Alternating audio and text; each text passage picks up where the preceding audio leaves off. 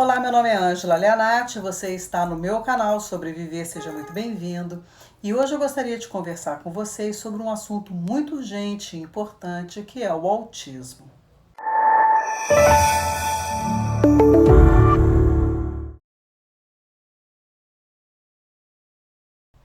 Então, gente, vamos primeiro aos dados estatísticos, porque segundo o Centers for Disease Control and Prevention, que é o CDC, que é um órgão ligado ao governo dos Estados Unidos, existe um caso de autismo a cada 110 pessoas. E também a Organização Mundial de Saúde, a OMS, ela estima que no mundo cerca de 70 milhões de pessoas sejam autistas e desses 70 milhões, 2 milhões estão aqui no Brasil. Então, apesar de contabilizar um número relativamente grande de incidência, o transtorno do espectro autista, que é o TEA, ele foi adicionado à Classificação Internacional de Doenças somente em 1993, muito pouco tempo. E ainda sofre muito preconceito por quem não compreende o que é de fato o autismo. Então a desinformação ela pode ser um fator agravante para que o transtorno não seja diagnosticado adequadamente e óbvio que o que interfere diretamente no tratamento, em como o autista e seus familiares vão lidar com essa realidade e também, claro, na qualidade de vida do indivíduo autista. Então vamos entender um pouquinho o histórico em como o autismo foi sendo tratado ao longo dos anos, né? Então esse termo autismo, ele não é novo, ele foi utilizado pela primeira vez em 1906 por um psiquiatra suíço chamado Pöhler, que descreveu o isolamento frequente em alguns dos seus pacientes. Mas somente em 1943 é que o transtorno recebe maior atenção quando um médico austríaco chamado Leo Kanner, ele publica uma obra de distúrbios autísticos do contato afetivo. E nessa obra ele vai relatar casos de crianças com características semelhantes ao que viria a ser chamado depois de autismo, né? Como o isolamento extremo desde o início da vida, que ele denominou como autismo infantil precoce, maneirismos motores repetitivos e também aspectos comunicacionais e não usuais.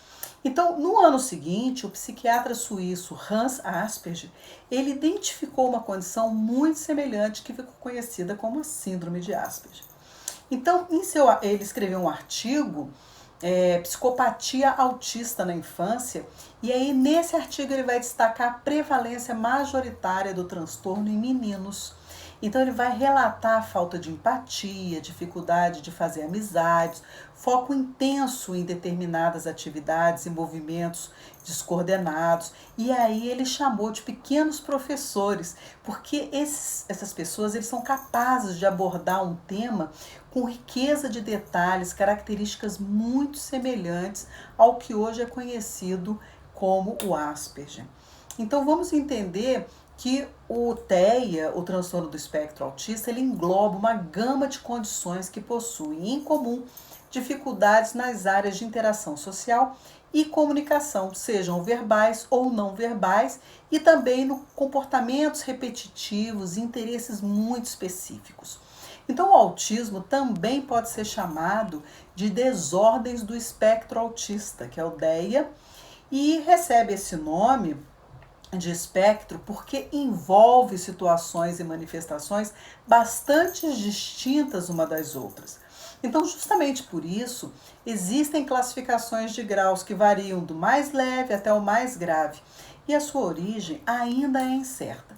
Mas os estudos que são feitos, eles vão indicar que pode sofrer, claro, uma influência de uma série de combinações complexas de fatores genéticos, neurológicos e até mesmo ambientais, como, por exemplo, a alimentação durante a gestação, de maneira que a pessoa com o TEA, ela vai apresentar as características de um quadro de um modo muito próprio, muito singular. Então, há uma forte tendência genética que faz com que as crianças do sexo masculino sejam comumente mais afetadas.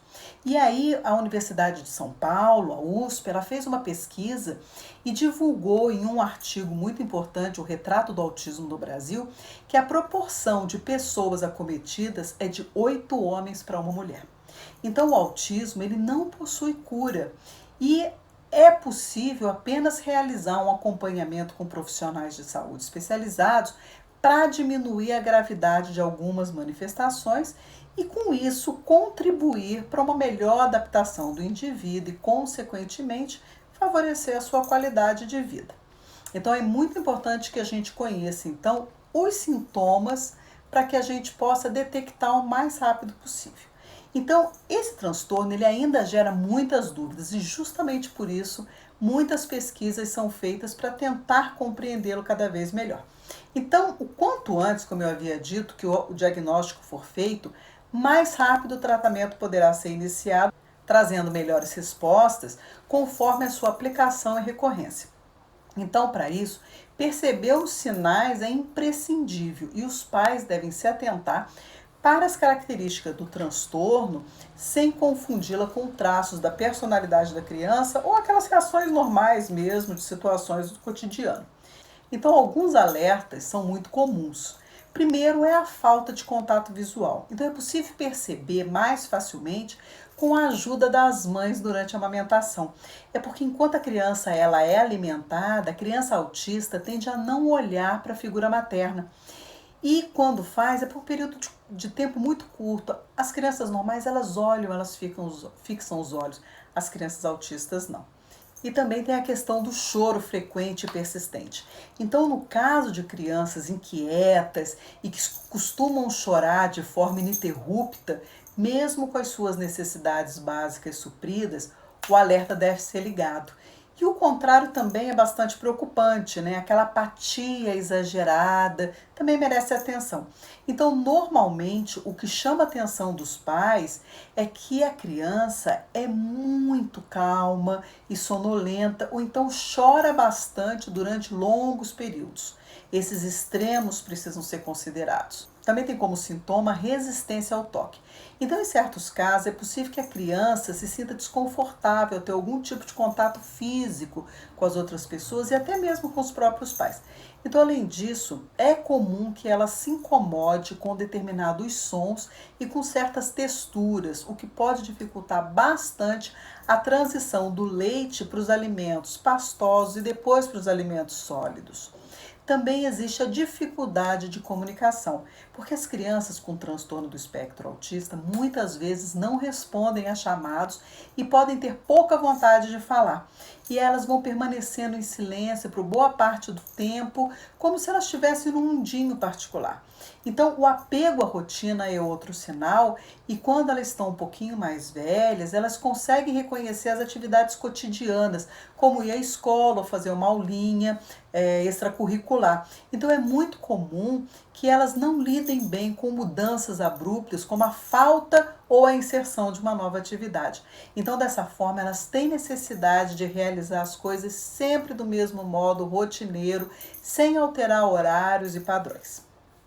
Então, o dia 2 de abril, ele foi escolhido como Dia Mundial do Autismo e a data ela foi instaurada pela Organização das Nações Unidas, né, a ONU, em 2007. E isso com a intenção de conscientizar as pessoas sobre o transtorno e a necessidade da inclusão social. Então, atualmente, alguns pontos turísticos e históricos de diversas cidades ao redor do mundo, elas acendem luzes azuis para lembrar a importância da data. Então, a cor, ela não foi escolhida à toa, né? O autismo é uma síndrome mais comum em meninos e o azul, ele é relacionado ao gênero, né? Então, vamos pensar que, apesar de não possuir cura, o tratamento multidisciplinar é indicado para reduzir os efeitos de algumas manifestações, mas também para auxiliar o autista a lidar melhor com as suas relações sociais. Então, em determinados casos, o uso de medicamento pode ser muito indicado, porque vai ajudar a controlar alguns sintomas que podem estar correlacionados, como ansiedade e agitação psicomotora. Então, o acompanhamento com o psicólogo, com neuropediatras, com terapeutas ocupacionais, fonoaudiólogos e outros profissionais é essencial para um bom desenvolvimento das diferentes áreas que o autismo ele pode afetar. Então, também é importante reafirmar a necessidade do envolvimento de especialistas de diferentes áreas e que todo e qualquer tratamento vai depender do grau do transtorno do espectro autista que a criança vai apresentar, porque em alguns casos, o que é aplicado em um pode ser rejeitado ou mal absorvido por outro. Mas que fora isso, não há nenhuma contraindicação, e muito pelo contrário, né? Um trabalho focado em suas potencialidades e orientado pelos profissionais é fundamental. Então também é muito importante observar caso a caso, respeitando a idade e o que cada criança, claro, apresenta, né? E preservar também o bem-estar da pessoa autista em primeiro lugar. Então esse vídeo ele teve a intenção de começar a conversar sobre o transtorno do espectro autista, porque temos muito que falar ainda e muito a desvendar. Eu vou gravar outros vídeos com esse assunto e eu espero que tenha lhe ajudado. Muito obrigado pela sua presença. Até a próxima, gente. Tchau.